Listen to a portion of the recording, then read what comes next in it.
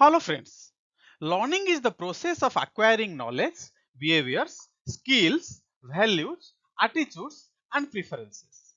Now please think, does this type of learning takes place in our classrooms? Are we focusing on skill and attitude development of the child along with the knowledge domain? Let us see what the present classroom situation is. We are giving more emphasis on cognitive aspects only. Our focus is totally on the educational development of the child. Our present assessment pattern is mainly summative in nature, where we test rote memorization skills of the child. Our total approach is textbook based, where negligible opportunity is there to assess the creative work of the child. NEP 2020 recommends that instead of giving emphasis on cognitive aspects only, we should give emphasis on all the three domains of learning. Instead of focusing on educational development of the child, we should focus on the all-round development of the child. Assessment should be formative in nature instead of summative. Instead of testing rote memorization skills, we should test the conceptual clarity and higher order skills such as critical thinking, analysis, etc. Our total approach should be competency based instead of textbook based. Means learning should be curriculum based and not limited to textbooks. Maximum opportunities should be given to assess the creative work of the child. Basing on the recommendations of NEP 2020, on 14th May 2020, CBSE instruct all the schools to implement competency based education in all classes. So it's the needs of the hour now to know all details of competency based education. In this video, we'll discuss what is competency based education and what are the key features of competency based education. First, let us know what is competency. Competency means the ability or skill that is required for solving real life problems. It is a combination of knowledge, skills and attitudes that are required to successfully perform a task. Competency is identifying the range of behaviors that will enable students to perform to a high potential in a variety of situations.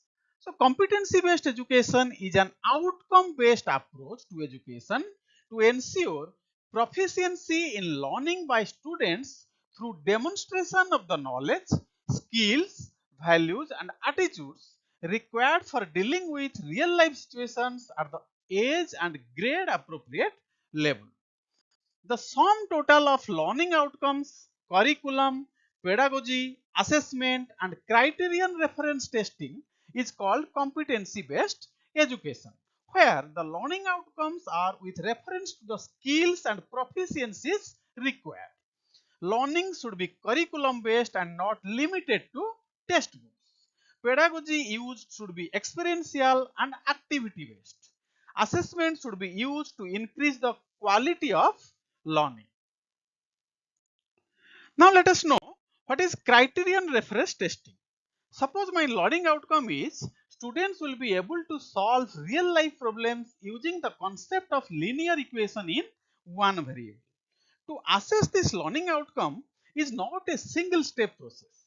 A child will be able to solve real life situations by using the concept of linear equation only when he or she will be able to explain constants and variables, define linear equation in one variable, solve linear equation in one variable and verify the result, use linear equation in one variable to solve simple problems, frame linear equation in one variable for the given situation, and then finally use linear equation in one variable to solve the complex problems.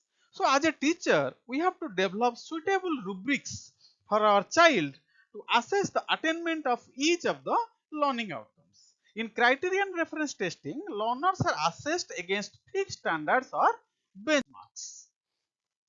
So competency based education is an approach to teaching, learning and assessment that focuses on the students' demonstration of learning outcomes and attaining proficiency in particular competencies in each subject.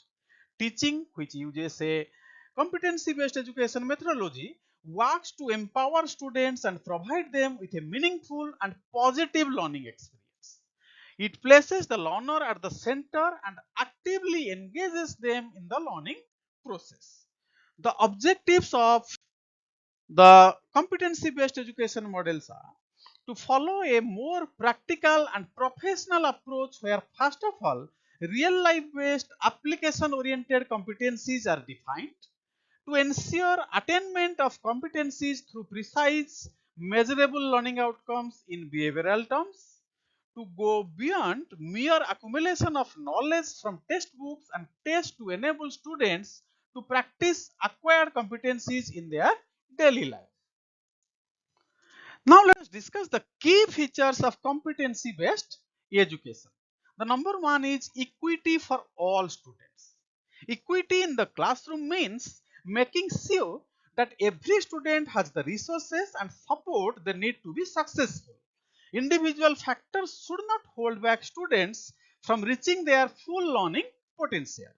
All students should have the opportunities to attain high level skills regardless of their own personal and socio-economic circumstances. Each student should use their own potential to achieve the desired learning outcomes. For this, as a teacher, first we have to recognize that all students have different needs.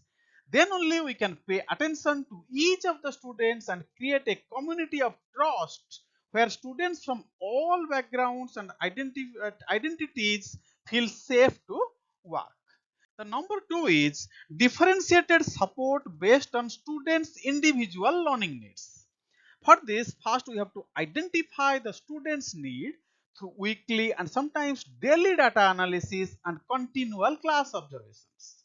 Then, individual interventions should be used, individual support should be given as per their need analysis. The number three is progress based on evidence of mastery rather than time in the classroom. Mastery learning requires students to demonstrate a specific level of knowledge or skill before moving forward.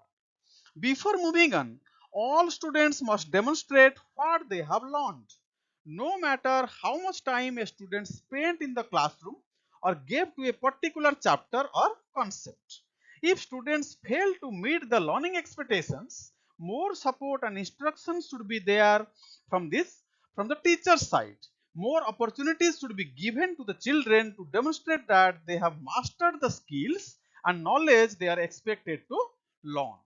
And number four is use of formative assessment, particularly peer and self-assessment, where students are encouraged to reflect on their own work and identify areas of improvement.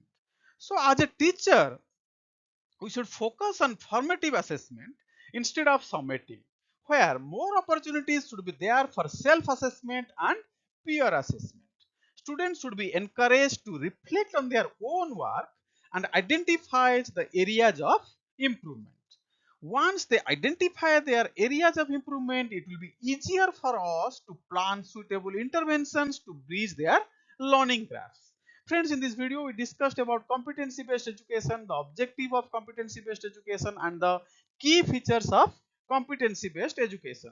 Thank you, friends, for watching this video. In the next video, we'll discuss on how to write smart learning outcomes. Thank you very much.